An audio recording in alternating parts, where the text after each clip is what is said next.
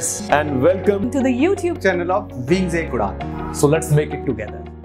Hello friends, welcome to wings एक उड़ान। Last lecture में हमने ऑपरेटिंग सिस्टम स्टार्ट किया था, जिसमें हमने ऑपरेटिंग सिस्टम के बारे में पढ़ा था और साथ में उसके फंक्शंस भी पढ़े थे कि उसका क्या क्या रोल है कंप्यूटर में। एज ए कंप्यूटर में वो क्या क्या काम करता है, किस किस चीज को कंट्रोल करता है, मैनेज करता है, मेमोरी को, फाइल को, डिवाइस को, control, job accounting, error deduction, बहुत सारे जितने इंपॉर्टेंट थे थोड़े हमने वो पढ़े थे। ठीक है, तो आज हम क्या करेंगे, आज हम उसमें टाइप्स ऑफ ऑपरेटिंग सिस्टम को पढ़ेंगे। ठीक है, अब देखिए कुछ सिलेबस में ऑपरेटिंग सिस्टम जो मेंशन है वहां पे तो चलो कुछ जैसे जूनियर असिस्टेंट का और जूनियर पटवारी का, उनमें क्या है ऑपरेटिंग सिस्टम क्लियरली मेंशन किया हुआ, तो वहां पे 2 मार्क्स का या 1 मार्क्स का कुछ भी कह सकते हैं आप, 2 मार्क्स का मैक्सिमम या 1 मार्क्स का मिनिमम आ सकता है। तो वहां पे जितना भी मैं आपको पढ़ा रहा हूँ इतना सफिशिएंट है।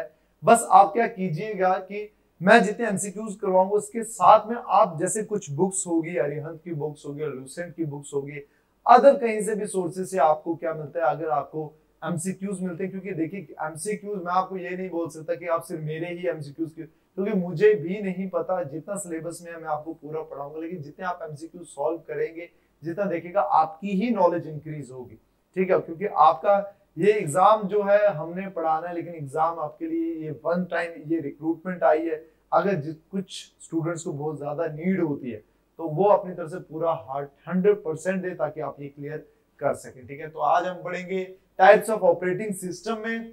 ऑपरेटिंग सिस्टम तो चलो ये डायग्राम, ये मैंने पहले जो वीडियो बनाई थी उसमें हैंड रिटन था, इसमें क्या है मैंने टाइप करवाया हुआ, ये आपको मैं सेंड करूंगा आज ग्रुप में। आप क्या कीजिएगा, इसको साथ में खुद भी पढ़ेंगे, वैसे मैंने एज इट लिखा हुआ है वहां पे भी, लेकिन फिर भी पढ़ेंगे थोड़ा बहुत आपको क्लियर हो जाएगा, थोड़ी और अंडरस्टैंडिंग हो जाएगी। टाइप्स ऑफ ऑपरेटिंग सिस्टम आज हम स्टार्ट करेंगे। ऑपरेटिंग सिस्टम में आपको पता है हमें जब जनरेशंस पढ़ा था, फर्स्ट जनरेशन में हमने ऑपरेटिंग सिस्टम पढ़ा था बैच ऑपरेटिंग सिस्टम, जो फर्स्ट जनरेशन में यूज हुआ था। सेकंड में मल्टी प्रोग्रामिंग, फिर मल्टी टास्क टाइम शेयरिंग जिसको बोला जाता है, फिर उसके बाद अलग अलग ऑपरेटिंग सिस्टम क्या हुए, मॉडिफाई होकर आए हैं। ठीक है, जनरेशन टू जनरेशन उसी हिसाब से डिवाइड हुई थी। जब कंप्यूटर्स में मॉडिफिकेशन आई थी, उन्होंने इंप्रूवमेंट की थी, जैसे हार्डवेयर डिवाइसेस में या फिर जिनको स्विचिंग डिवाइसेस भी बोलते हैं, और सेकंड सॉफ्टवेयर में। ठीक है, जिनमें उनमें मॉडिफिकेशन हुई है उसके बाद ही क्या होते हैं जनरेशंस इवॉल्व होकर आए थे। तो आज उन्हीं को जितने अलग अलग जनरेशंस में जो ऑपरेटिंग सिस्टम यूज किए उन्हीं को हम पढ़ेंगे, टाइप्स उनकी ही पढ़ेंगे। ठीक है, तो आज हम स्टार्ट करेंगे बैच ऑपरेटिंग सिस्टम से। ठीक है, फर्स्ट बैच ऑपरेटिंग सिस्टम हमने पढ़ा था, और जैसे नाम से ही हमें पता चल रहा है कि बैच मतलब ये क्या करता है, जो सीपीयू होता है कंप्यूटर वो सिंपली क्या करता है, जितने भी सिमिलर काइंड ऑफ जॉब्स या फिर जिसको आपने प्रोसेस या एग्जीक्यूट करने के लिए दिया हुआ है कंप्यूटर को, कर रहे हैं आप इनपुट, उन जॉब्स को क्या करता है, सिमिलर काइंड ऑफ जॉब्स को क्या करता है, ये एक बैच में डालता है। फिर कुछ अलग काम को दूसरे बैच में, तीसरे बैच में, इस हिसाब से फिर पहले बैच को एग्जीक्यूट करेगा, फिर सेकंड बैच को एग्जीक्यूट करेगा, फिर थर्ड बैच को एग्जीक्यूट करेगा। जैसे एग्जांपल ये आया, ओह सॉरी,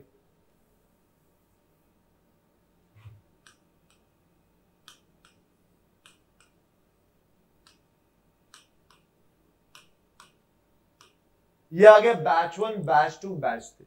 अब देखिए इससे पहले मैं आपको एक चीज और बता देता हूँ पहले जब ये फर्स्ट जनरेशन की टाइम थे, आजकल तो हम सबके पास कंप्यूटर किसी ना किसी फॉर्म में अवेलेबल होता है, या वो लैपटॉप होगा, या पीसी होगा, या मोबाइल होगा, या नोटपैड होगा, कुछ भी किसी फॉर्म में सबके पास अवेलेबल होगा। ठीक है, तो पहले ऐसा नहीं था, पहले अवेलेबल नहीं होते थे कंप्यूटर से, तो क्या करते थे जो डेवलपर, जो प्रोग्रामर, जिन्होंने कुछ प्रोग्राम्स बनाने होते थे, काम करने होते थे, वो क्या करते थे, अपना एक काम जो भी प्रोग्राम बनाना उसको किसी ऑफलाइन किसी पेज में, पंच कार्ड कहीं, पेपर टेप कहीं, या मैग्नेटिक टेप जो उस टाइम यूज किए जाते थे एज अ टेम्पररी मेमोरी, उन पे सेव करके ले जाते थे एक ऑपरेटर के पास। ऑपरेटर मतलब जिसके पास कंप्यूटर अवेलेबल होता था, उसको वो देते थे और उस कहते थे भाई इसको एग्जीक्यूट करके इसका रिजल्ट हमें दो। ठीक है, ये काम होता था पहले। अब क्या हुआ, ये बैच आ गया, ये ऑपरेटर आ गया। ऑपरेटर समझिए, सपोज करें ये 10 लोग आ गए, 10 लोग आए, 10 काम देने के लिए आए ऑपरेटर के पास, एक ऑपरेटर के पास, हाँ भाई ये 10 काम है हमारे, करके दो। ऑपरेटर ने कहा ठीक है जी, जो भी किया कि हाँ भाई इतने दिन के बाद आ जाना, जिस हिसाब से उसने क्या किया, उन काम में क्या हुआ, सपोज करें 4 ऐसे काम थे जो एक तरह के थे, 2 ऐसे और बाकी 4 ऐसे, हो गए 10। अब क्या हुए, 4 काम एक ही तरह थे, सिमिलर काइंड ऑफ जॉब्स को उसने एक बैच में डाला, 2 जो सिमिलर काइंड ऑफ जॉब्स है उनको सेकंड बैच में और थर्ड बैच में बाकी को डाला। ठीक है, यहाँ पे 4 आगे कौन से काम आगे जिनको प्रोसेस करना है कंप्यूटर में। और ये भी बात याद रखिएगा कि तब पहले क्या होता था, पैरेलल प्रोसेसिंग नहीं होती थी। पैरेलल प्रोसेसिंग उस जगह में होती है जहाँ पे प्रोसेसर जो होते हैं एक से ज्यादा होते हैं, ताकि वो साइमल्टेनियसली 2 प्रोसेसर क्या करते हैं, प्रोग्राम पे काम कर सकें। लेकिन तब क्या होता था, सीक्वेंशियल प्रोसेसिंग होती थी, पहले एक प्रोसेस होगा, फिर दूसरा, फिर तीसरा, फिर चौथा, उसके बाद वो आगे जो पहले आ गया उसको क्या करेगा, वो एग्जीक्यूट करेगा। अब जी चलो कंप्यूटर में सीपीयू ने उठाया एक काम, ये प्रोसेसर उठाया एक्स को, पहला प्रोसेसर है कि हाँ भाई इसको एग्जीक्यूट करना है, किसने उठाया, सीपीयू ने उठाया कि चलो इसको एग्जीक्यूट करना है। अब सीपीयू इसको एग्जीक्यूट करने में लगा हुआ है, उसी टाइम क्या हुआ, इस प्रोसेसर को जाना है इनपुट आउटपुट डिवाइसेस, वहां पे कुछ ऑपरेशंस करने, कुछ इसको वहां पे काम करना है। वो क्या करेगा, सीपीयू बोलेगा हाँ भाई तू जा, तू वहां पे जाके काम अपना करके फिर वापस आएगा, तो उसको एग्जीक्यूट करेगा। अब क्या किया इस प्रोसेसर ने, क्या किया, अब वो यहाँ पे चला गया, इनमें कुछ फाइंड कर रहा, ऑपरेट कर रहा, कुछ भी करने यहाँ पे चला गया। ठीक है, अब वो जब चला गया तब तक सीपीयू क्या करेगा, तब तक सीपीयू फ्री बैठेगा, वो आगे नहीं जाएगा। इस फ्री बैठने को बोलते हैं आइडल, आइडल, IDLE, ये लिखा भी है मैंने आगे। आइडल का मतलब हो गया खाली बैठना, फ्री बैठना। सीपीयू क्या करेगा, फ्री बैठ जाएगा, वो ये नहीं सोचेगा कि हाँ भाई मैं अगर, वो क्या सोचेगा, इनफैक्ट उसको इस हिसाब से प्रोग्राम ही नहीं किया हुआ, तब थी नहीं इतनी एडवांस, तो तब क्या किया उसने, वो फ्री बैठेगा तब तक जब तक ये वापस लोड कर प्रोसेसर इसके पास ये एक्स नहीं आएगा। जब ये वापस एक्स आएगा फिर इसको एग्जीक्यूट करेगा, कंप्यूट कर इसको क्या करेगा, वो रिजल्ट दे देगा। ठीक है, लेकिन तब तक वो फ्री, मतलब इसमें जो आइडल खाली बैठने का जो टाइम है वो सीपीयू का क्या है, ज्यादा है, इसमें क्या है, ज्यादा है। ठीक है, अब यही हम आगे पढ़ेंगे, थ्योरी में पढ़ते हैं कि क्या होता है। ओ फिर इसमें एक और चीज ये देख लें, जब ये कंप्लीट करेगा फिर ये आगे जाएगा, उसके बाद क्या होगा, फिर सेकंड प्रोसेसर को लेगा, फिर उसको एग्जीक्यूट करेगा, फिर उसका रिजल्ट देगा। इस तरह पहले इस B1 को कंप्लीट करेगा, बैच 1 को कंप्लीट करेगा, फिर बैच 2 को कंप्लीट करेगा, फिर 3 को कंप्लीट करेगा, फिर ये रिजल्ट निकालकर मैग्नेटिक टेप या फिर पंच कार्ड जिसमें भी निकालकर फिर वो उस प्रोग्रामर को ये क्या कर देगा, दे देगा। ठीक है, अब हम पढ़ते हैं theory. Hello everyone and welcome to Wings Quran. There is an important announcement for all the PSC Assistant Registrar aspirants. Wings आपके लिए लेके आया है मेंटरिंग कम कोचिंग कोर्स। यानी जो भी बच्चा हमारा कोर्स सब्सक्राइब करेगा उसको एक मेंटर के थ्रू गाइड किया जाएगा।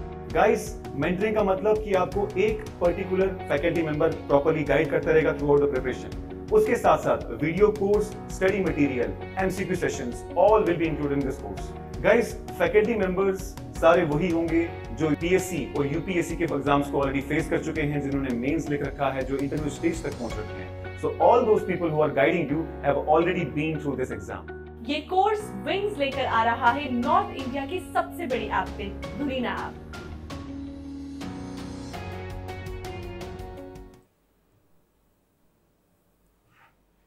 अब देखिए थ्योरी में क्या है, the users of A batch operating system do not interact with the computer directly, क्योंकि उनके पास तो कंप्यूटर अवेलेबल ही नहीं होते थे। वो क्या करते थे, वो तो ऑपरेटर को देने जाते थे, तो डायरेक्टली क्या करते थे, वो नहीं इंटरेक्ट करते थे। Each user prepare his job on an offline device like punch card, magnetic tape या फिर कुछ भी। ठीक है, उनमें क्या करते थे, वो अपना काम करके देके and submit it to the computer operator, उसमें सबमिट कर टू स्पीड अप प्रोसेसिंग, ताकि जो प्रोसेसिंग की स्पीड है वो इंक्रीज हो, जल्दी से प्रोसेस करे। तो कंप्यूटर क्या करता था, सिमिलर जो jobs with similar needs are batch together and run as a group, उनको क्या करते थे, एक बैच में डाल देते थे वो। ठीक है, नेक्स्ट आ गया, the programmers leave their program with the operator and then they sort out program with similar requirement into batches. ठीक है, अब देखिए प्रॉब्लम क्या था, एक इंटरेक्शन नहीं होती थी, आजकल इंटरेक्शन है, आप यहां से डालें जो भी काम करना है आप तुरंत डालें, वहां पे ऑपरेट होगा तो क्या हो जाएगा, काम हो जाएगा। बट लेकिन पहले ऐसा नहीं होता था, आपको वेट करना पड़ता था, टाइम कंज्यूमिंग था। अब सीपीयू ऑफन आइडल, मतलब ये ज्यादातर फ्री बैठता था, speed of the difficult to provide the desired priority. ठीक है, अब नेक्स्ट आ गया मल्टी प्रोग्रामिंग। अब मल्टी प्रोग्रामिंग में क्या होता था, मल्टी जैसे नाम से ही पता लग रहा है क्या होता था, मल्टीपल प्रोग्राम्स काम प्रोग्रामिंग होती थी एक ही सिंगल रैम के ऊपर। अब हमें पता है कि कंप्यूटर में जितना भी काम होता है वो काम होता है रैम के ऊपर। ये रैम आ गया जी, इसके ऊपर इसकी कुछ लिमिटेड स्पेस है रैम की, उसके ऊपर प्रोसेस होते थे, काम होता था। जैसे ये P1 आ गया, P2, P3 ये प्रोसेस हो रहे हैं, P4, P5 और P6 और ये हुआ, चलो जितने भी, ठीक है, ये प्रोसेस।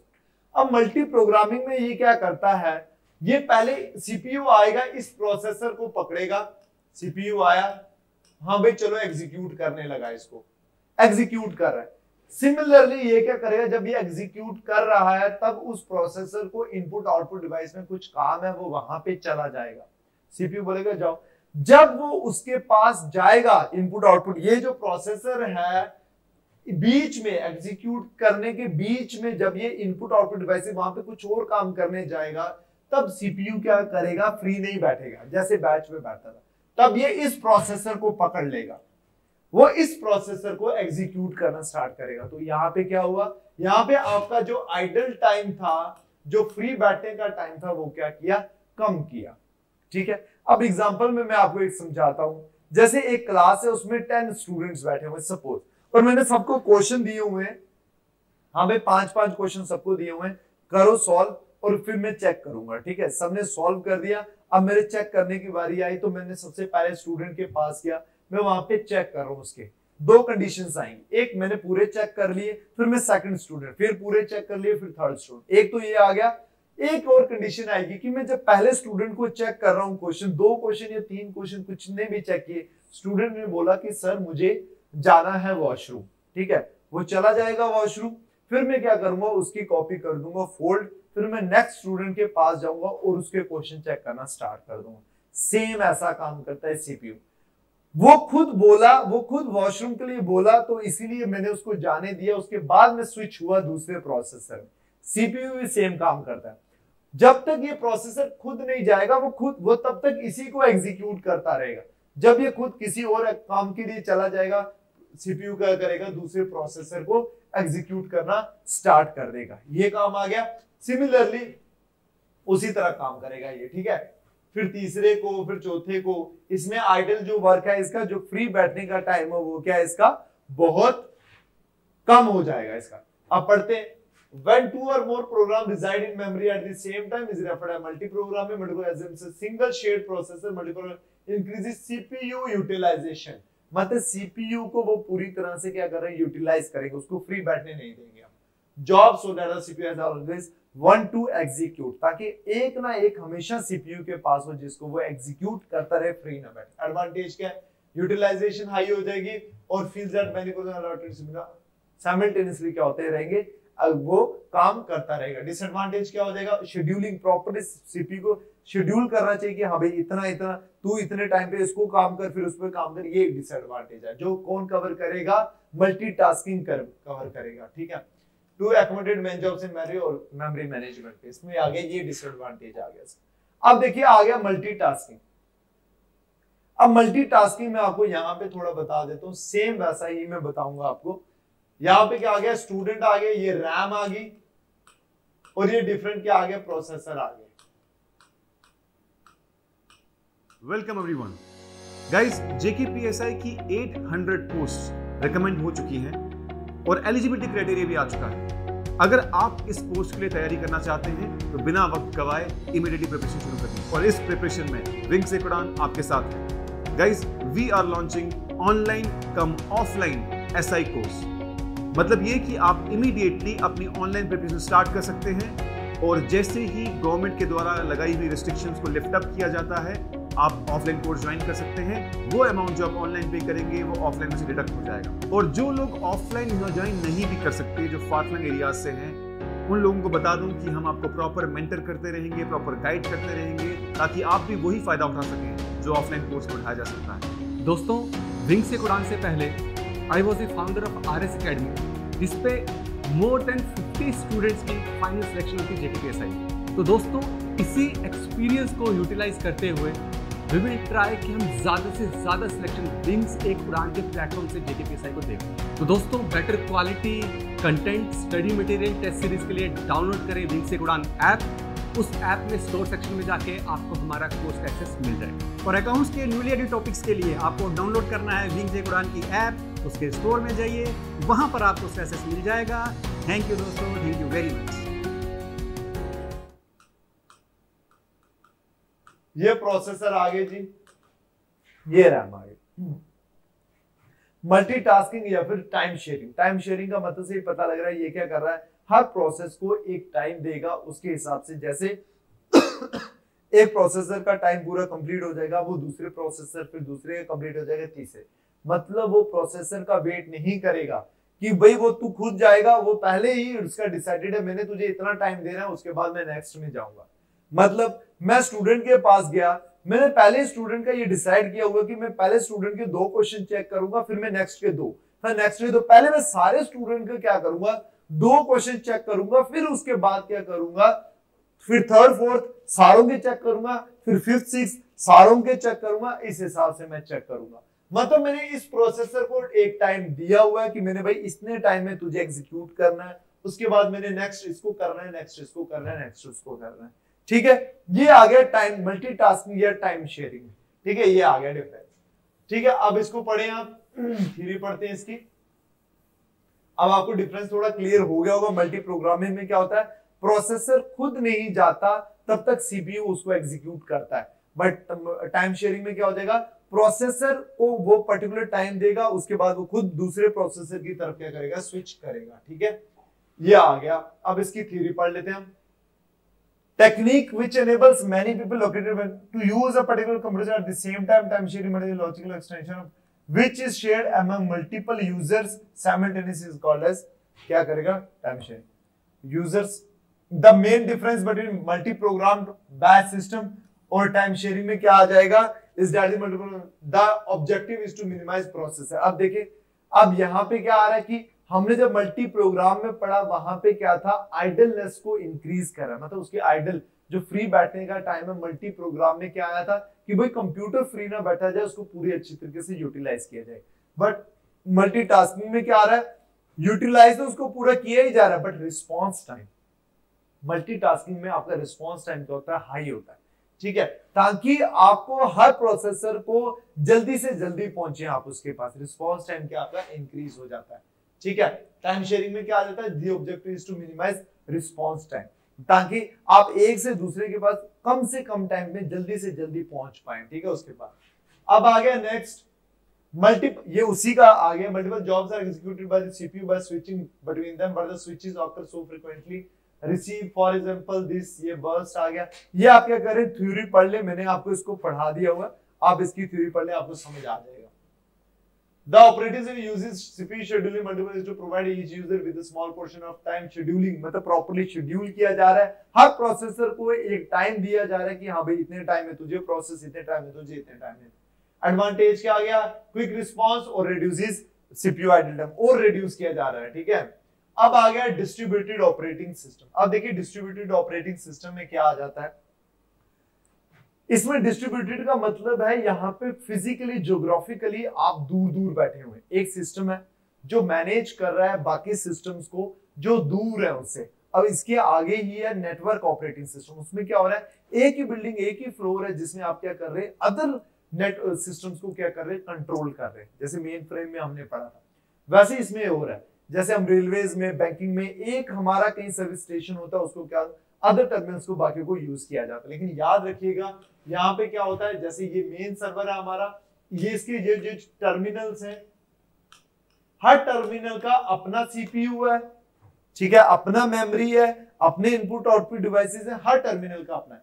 तो अगर इनकेस ये खराब ही हो जाता है तो इससे कोई फर्क नहीं पड़ता, बाकी क्या करेंगे, उसका अपना काम करते रहेंगे डिस्ट्रीब्यूटेड में। ठीक है, ये आ गया यहाँ पे। अब इसको आप थ्योरी में पढ़ेंगे, थोड़ा आपको और क्लियर हो जाएगा। It is used for multiple central processor to serve multiple real time application. Real time application मैं आपको बता दूं, नेक्स्ट जो हम पढ़ेंगे वो रियल टाइम ऑपरेटिंग सिस्टम है। इसमें क्या हो जाता है, अभी हमने टाइम शेयरिंग पढ़ा है, रियल टाइम का मतलब हो जाता है मतलब जितना टाइम है एग्जैक्ट उसी टाइम में रिस्पॉन्स आना, ठीक है, वो रियल टाइम हो जाएगा। And multiple user data process jobs are distributed among the processor. The processor communicate with one another through various communication lines, जैसे high speed buses या टेलीफोन लाइन्स। आपको पता है BSNL की सपोज करें, वो पहले जो लैंडलाइंस आते थे वो थ्रू वायर्स कनेक्ट होते थे, उसमें एक सर्वर होता था जो BSNL बिल्डिंग में होता था, जो वहां से अगर आपको कोई प्रॉब्लम आप कॉल करके या फिर वहां पे जाके कंप्लेंट लिखाते थे तो आपका ठीक होता था, ठीक है, जिसको लूजली कपल्ड सिस्टम भी बोला जाता है। In a distributed may vary in size and function relative to size nodes computers and so on, ठीक है। अब एडवांटेजेस क्या आ जाएगा इसका, शेयरिंग फैसिलिटी, ठीक है, अब एक ही जगह से क्या कर रहे हैं, फैसिलिटी को शेयर कर रहे हैं। User at one side may be able to use the resources available at another, जो एक को है वो दूसरे को भी क्या हो जाएगी, अवेलेबल होगी। Speed of the exchange of data with one another, क्या कर सकते हैं आप, डेटा की स्पीड को इंक्रीज कर सकते हैं थ्रू इलेक्ट्रॉनिक में। If one side fails in A distributed system तो क्या हो जाएगा, बाकी को दूसरे को अपना बाकी काम करते रहेंगे, ठीक है। Better service to the customer, reduction of the load on, जो होस्ट कंप्यूटर कौन सा हो गया, जो मेन कंप्यूटर होता है उसमें लोड कम हो जाएगा, ठीक है। The reduction of delays, delay भी कम होगा क्योंकि इतने ज्यादा प्रोसेसर काम हो रहा है तो क्या हो जाएगा, आपका काम डिले नहीं होगा, ठीक है। जब एक काम को अगर अलग अलग लोग अगर करते हैं ना तो वो काम डिले नहीं होता, ठीक है। किसी एक के ऊपर ही अगर बढ़ रहे हैं तो ऑब्वियसली उसको इतने सारे काम करने तो डिले ही होगा। नेटवर्क में क्या आ गया, मैंने आपको बताया ये क्या होता है, लैन, थ्रू लैन कनेक्टेड होता है। लैन का मतलब लोकल एरिया नेटवर्क, ये आपको फुल फॉर्म में भी आ सकता है। एक वैन होता है वाइड एरिया नेटवर्क का, वाइड एरिया नेटवर्क मतलब वो दूर दूर के जो एरिया होते हैं उनको कनेक्ट करता है, थ्रू वैन कनेक्ट करते हैं, और जो लोकल मतलब नियर बाई एक बिल्डिंग में उसमें होते हैं उनको थ्रू लैन कनेक्ट किया जाता है, ठीक है। runs on a server and provide the server the capacity to manage data, user group, security, application and the network function. The primary purpose of the network is to allow share the file and printer access among multiple computers in a network, ताकि जो उनको क्या कर सकते हैं, share कर सकते हैं, जो इर्द गिर्द जितने भी उनके थ्रू क्या कर सकते हैं आप, थ्रू लैन आप क्या कर सकते हैं, उसको शेयर कर सकते हैं। एग्जांपल्स में ये आ जाएगी, एग्जांपल्स एडवांटेजेस में क्या आ जाएगा, centralised servers are highly stable, ठीक है, और security is server managed, upgrades to new technology and hardware can be easily integrated. Remote access to servers is possible from different locations and types of system, ठीक है। Disadvantage, cost increase, dependency एक के ऊपर increase हो जाती है, maintenance और इसको रेगुलरली रिक्वायर्ड होता है। अब आ गया हमारा last real time operating system में, मैंने आपको बताया इसमें क्या होता है, एग्जैक्ट टाइम। अगर आपने रिस्पॉन्स टाइम जो होता है बिल्कुल इसका एग्जैक्ट होता है। इसमें भी दो टाइप्स होते हैं, हार्ड और सॉफ्ट, लेकिन आप इसको देखें कि एग्जैक्ट टाइम, अगर आपने किसी इनपुट दिया तो उसका जो रिस्पॉन्स टाइम होगा बिल्कुल एग्जैक्ट होगा, क्योंकि उसी के बेस के ऊपर क्या होती है, आपकी एप्लीकेशंस होती हैं, ठीक है। जैसे ये आप इसको थ्योरी पढ़ेंगे वही लिखा हुआ है, is defined as a data process in which the time interval required to process and respond to is so small। जो रिस्पॉन्स टाइम होता है बहुत कम होता है, कम इसलिए होता है ताकि एग्जैक्ट एप्लीकेशन का क्या कर सके, आप यूज कर सकें, ठीक है। It controls the environment, the time taken by the system to respond to an input and display of hardware, response time बोला जाता है, so the method is very less compared to, ये आ गया। When there are rigid time requirement on the operation of the processor or the flow of data and data, ये कहाँ पे use किया जाता है, जहां पे एप्लीकेशन, जैसे ये फ्लाइट सिमुलेटर्स में यूज किया जाता है। उसके बाद वेपन्स में, जैसे मिसाइल जो आजकल ऑटोमेटिक अलग अलग सी मिसाइल्स आ रही है जो बिल्कुल प्रॉपर, आप देखें मिसाइल्स अगर किसी को हिट कर रही है, किसी को एग्जैक्ट टाइम उसके लिए चाहिए, उसके बाद साइंटिफिक पर्पस में जहां पे आप इतने बड़े एक्सपेरिमेंट्स करते हैं वहां पे आपका रिस्पॉन्स टाइम डिले नहीं होना चाहिए, क्योंकि रिएक्शन अलग हो जाती है, कुछ भी उन अलग अलग मेडिकल पर्पसेस में वहां पे अलग अलग डिफरेंट में क्या किया जाता है, वहां पे यूज किया जाता है। अब दो क्या आ गया, हार्ड टाइम और सॉफ्ट टाइम। हार्ड टाइम में वही आ गया एग्जैक्ट जहां पे आपको चाहिए कि बिल्कुल टाइम डिले नहीं चाहिए, जैसे वेपन्स में आ गया, साइंटिफिक पर्पस में आ गया, मेडिकल में आ गया, वहां पे क्या चाहिए आपको, hard time, hard real time operating system use. और सॉफ्ट कहां पे यूज किया जाता है, जहां पे आपको थोड़ा सा डिले, जैसे गेमिंग में आ गया, मल्टीमीडिया में आ गया, वीडियो प्लेयर में आ गया, थोड़ा सा भी अगर डिले है तो कोई प्रॉब्लम नहीं है, आप उसको मैनेज कर सकते हैं और वो चल सकता है, ठीक है, शॉर्ट में वहां पे आ जाता है। अब देखिए यहाँ पे एक एम्बेडेड भी आता है, एम्बेडेड ऑपरेटिंग सिस्टम, ठीक है, ये यहाँ पे मैंने लिखा नहीं है बट आप देख लीजिएगा एक बार। एम्बेडेड में क्या हो जाता है, एम्बेडेड थोड़ा समझ लीजिएगा, एम्बेडेड ऑपरेटिंग सिस्टम में क्या हो जाता है, ये पर्टिकुलर एप्लीकेशंस के लिए यूज किया जाता है, जैसे ओवन, वॉशिंग मशीन, फ्रिज, उनका काम मतलब जिसका पर्टिकुलर जो काम है वही काम करेगा वो, ठीक है। जैसे फ्रिज का काम है कूलिंग करना, उसका वही काम है, वो ओवन नहीं करेगा। ओवन का काम है हीट प्रोवाइड करना, वो हीट करेगा। वॉशिंग मशीन का काम है वो उसको क्लीन करना, वो काम करेगा, ड्राई करना, जो भी करना, पर्टिकुलर जिसके काम उस पर्टिकुलर मशीन ऑपरेटिंग सिस्टम वो होते हैं जो पर्टिकुलर टास्क के लिए बनाए जाते हैं, उनमें कौन से बनाए जाते हैं वो उनको बोलते हैं एम्बेडेड ऑपरेटिंग सिस्टम, ठीक है। तो यहाँ पे आज आपका ये कंप्लीट होता है टाइप्स ऑफ ऑपरेटिंग सिस्टम। तो मिलते हैं नेक्स्ट वीडियो में, till then take care, bye bye, thank you so much.